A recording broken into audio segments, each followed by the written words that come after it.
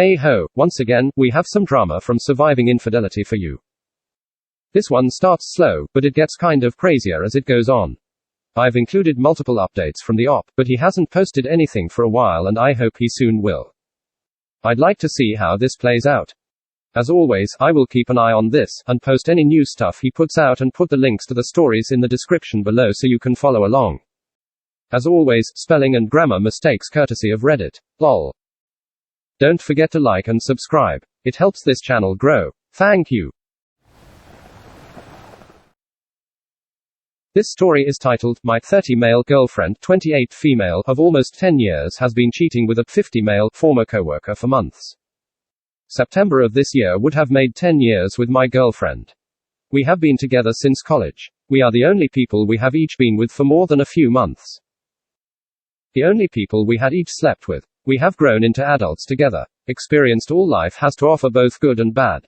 Last March, right before Corona hit, we sold our house and moved from a small town in a rural state to the suburbs of a much more populated state outside a major city for a promotion I got.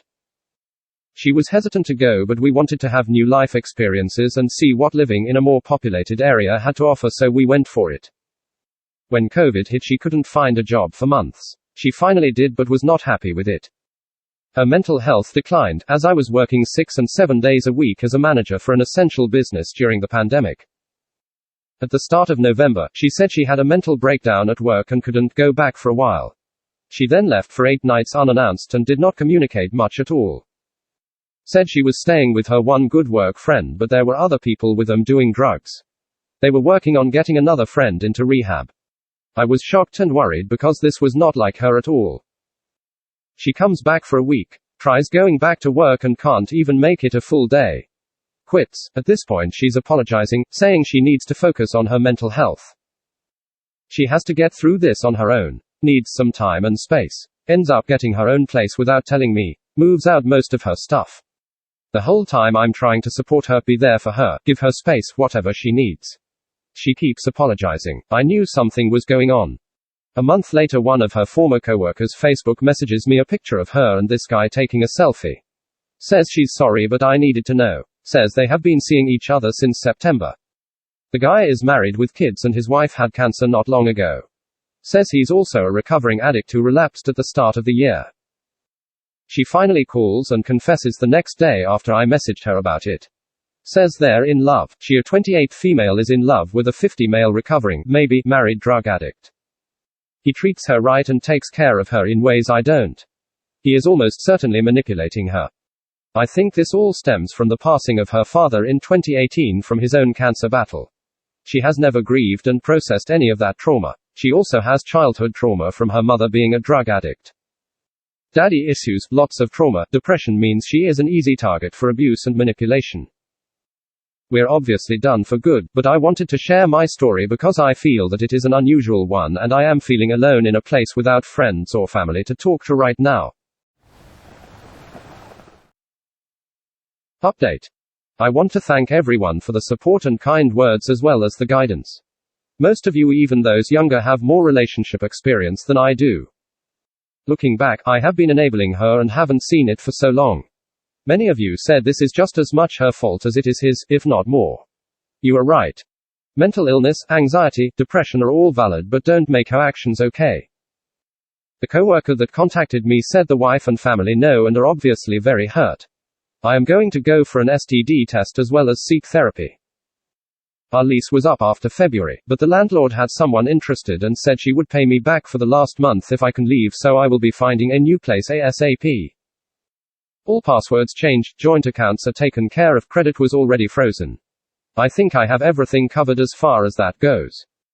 Last I knew, the not getting married question would come up. We have actually been engaged since December 2016. Her father's cancer came back in early 2017 and he died in March 2018.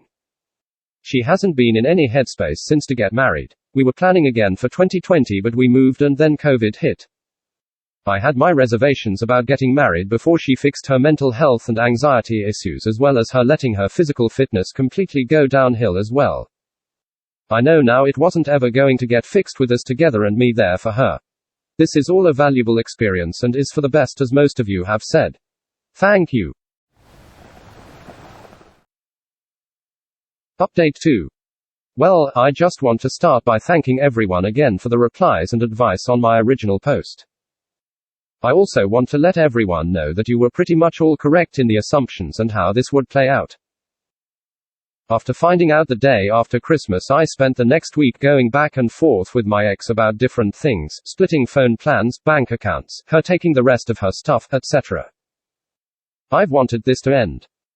So, I finally agreed to drive to their place so she and I could make a few calls to square some things away. And I could give her the rest of her stuff and take care of this mess once and for all. I get there and she comes to my car and stands there to make the first call we need to make. Goes through the phone menus to talk to someone and hangs up. I said, "What are you doing?" She says, "Sorry," and calls again. Same thing, goes through phone menus, gets on hold this time, and hangs up.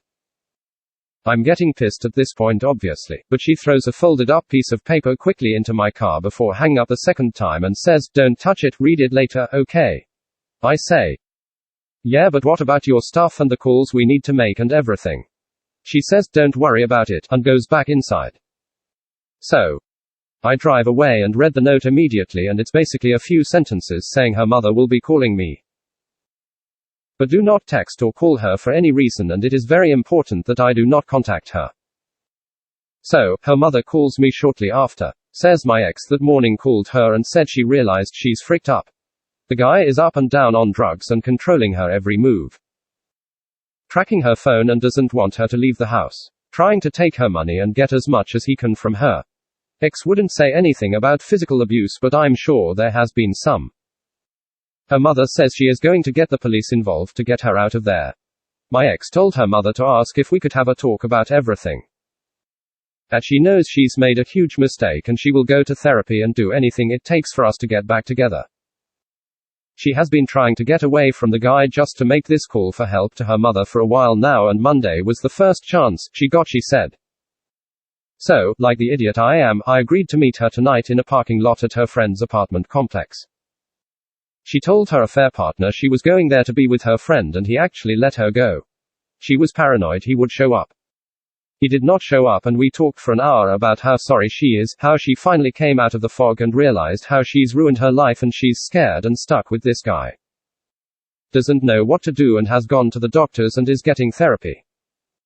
Wants me to work on things with her while she goes to therapy so maybe we can get back the great life she now says she realizes we had.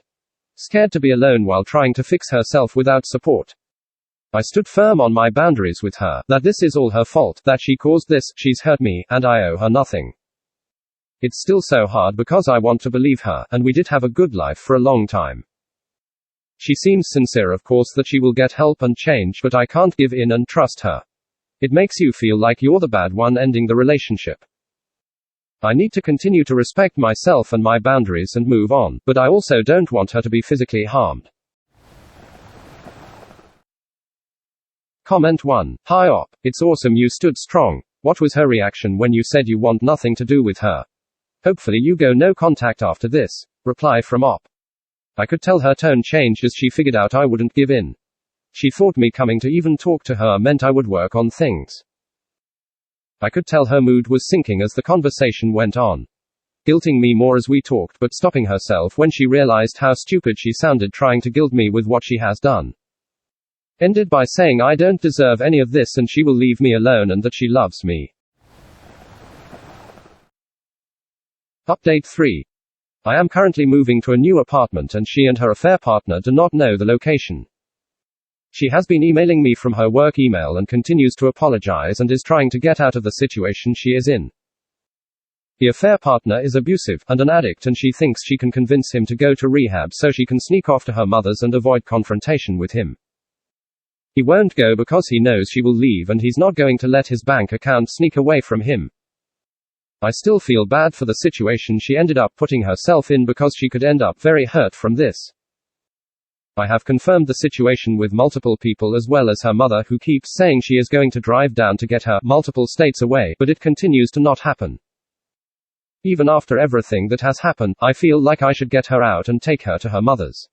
I know I don't owe it to her after what she did, and even if I did help, I do not want to take her back. I'm the only one in the area that can help though, and it would be more of a courtesy to her family and keeping the promise I made to her dying father. Thank you so very much for listening. Please check out my other videos and like and subscribe.